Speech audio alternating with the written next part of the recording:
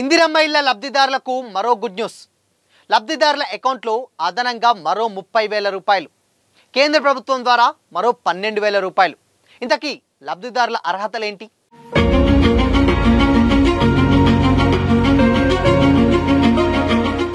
నమస్తే, welcome to Disha TV. Telangana ప్రభుత్వం ప్రతిష్టాత్మకంగా చేపట్టిన ఇందిరమ్మ ఇళ్ల నిర్మాణ పథకంలో కొన్ని ముఖ్యమైనటువంటి మార్పులు చేసింది. లబ్ధిదారులకు గుడ్ న్యూస్ చెప్తూ ఈ పథకాన్ని ఉపాధి హామీ పథకంతో లింక్ చేస్తూ పంచాయతీరాజ్ శాఖ ఇటీవల ఆదేశాలు జారీ చేసింది.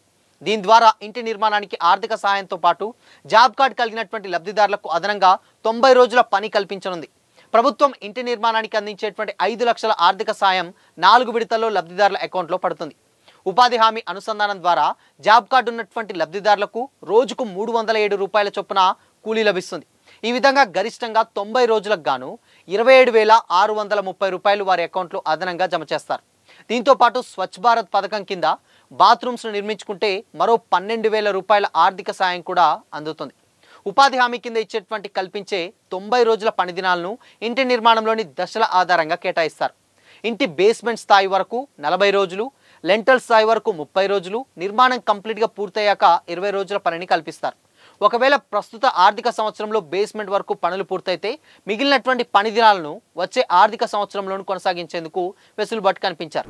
వేతనాల చెల్లింపుల కోసం నిర్మాణ పనుల్లోని 3 స్థాయిల్లో లబ్ధిదారులు ఫోటోలు తీసుకొని వాటిని ఆన్లైన్లో అప్లోడ్ చేయాలి. నిర్మాణం పూర్తయిన తర్వాత పంచాయతీ కార్యదర్శి ధృవీకరించగానే లబ్ధిదారుల ఖాతాలో డబ్బులు పడతాయి. అయితే ఇందిరమ్మ ఇళ్లకు ఇంటి నిర్మాణ పనులు మినహా ఇతర ఉపాధి హామీ పనులు కేటాయించరాదని కూడా స్పష్టమైనటువంటి ఆదేశాలు అయితే జారీ అయ్యాయి. సెప్టెంబర్ 15న వచ్చినటువంటి ఆదేశాల మేరకు అధికారులు పరిశీలించగా చాలా మంది లబ్ధిదారులకు ఇప్పటికే జాబ్ కార్డులు ఉన్నట్లు తేలింది. జాబ్ కార్డు లేని వారు దరఖాస్తు చేసుకుంటే వెంటనే ఆమోదించేలా చర్యలు కూడా తీసుకుంటున్నారు. కొత్తగా పెళ్లైనటువంటి మహిళలకు ఇల్లొస్తే అప్పటికప్పుడు ఎంపీడీఓ ద్వారా జాబ్ కార్డ్ జారీ చేయాలని కూడా ప్రభుత్వం నిర్ణయించింది. ఈ చర్యలతో ఇందిరమ్మ ఇల్లు వేగంగా పూర్తవడంతో పాటు పేద ప్రజలకు అదనపు ఆర్థిక భరోసా లభిస్తుందని కూడా ప్రభుత్వం ఈ ఏర్పాట్లు చేసినట్లు కూడా తెలుస్తుంది. అయితే మొత్తంగా ఏదైతే ఉపాధి హామీ పథకం అంటే గ్రామాలలో కూడా కరువు పని అని కూడా అంటూ ఉంటారు, వాళ్ళకంటే ఉన్నటువంటి పని దినాల కంటే ఎక్కువగా ఇంకొక 90 రోజులు అదనంగా కేటాయిస్తే ఎవరైతే ఇందిరమ్మ ఇళ్ల లబ్ధిదారులు ఎవరైతే ఉంటారో వాళ్ళ వరకే మరొక 90 రోజుల పాటు పొడిగిస్తే దానికి సంబంధించినటువంటి మొత్తం అంటే 27,600 అంటే రఫ్గా ఇంకొక 3,000 కలుపుకుంటే దాదాపు ఇంకొక 2,000 కలుపుకుంటే మొత్తంగా 30,000 రూపాయల లోపు వరకు కూడా ఇందిరమ్మ ఇళ్ల లబ్ధిదారుల అకౌంట్లో ఈ డబ్బులు అయితే పడడం జరుగుతుంది. విడతల వారీగా అయితే రోజులు పనిచేస్తారో అలా. అండ్ దాని తర్వాత స్వచ్ఛ భారత్ కింద కూడా మళ్ళీ అంటే వాష్రూమ్స్ కానీ మరుగుదొడ్లు ఏదైతే నిర్మించుకుంటారో వాళ్లకు మరొక 12,000 రూపాయలు కేంద్ర ప్రభుత్వం నుంచి వచ్చేటువంటి ఛాన్స్ అయితే ఉంటాయి. సో మొత్తంగా అటు ఒక 28,000 ఇటు ఒక 12,000 మొత్తంగా 40,000 రూపాయలు.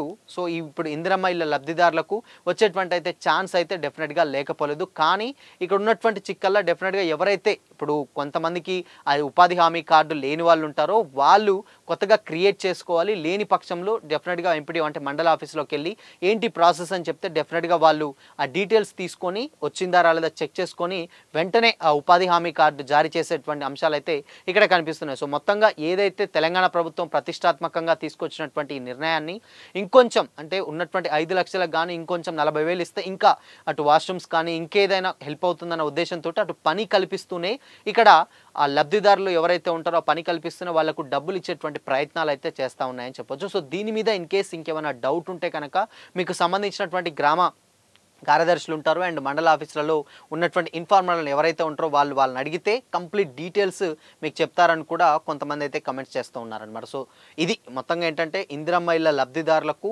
5 లక్షలతో పాటుగా మరొక 40,000 రూపాయలు కూడా వచ్చేటువంటి ఛాన్స్ కూడా ఉంటుంది. ఇన్ కేసు ఏమైనా డౌట్ ఉంటే గ్రామాల్లో ఉన్నటువంటి గ్రామ కార్యదర్శులు కానీ లేకపోతే పంచాయతీ కార్యదర్శులు ఎవరైతే ఉంటారో వాళ్ళని అడిగితే డెఫినెట్గా వాళ్ళు మీకు కావాల్సినటువంటి ఇన్ఫర్మేషన్ ఇస్తారని కూడా అందులో చెప్పడం జరిగింది.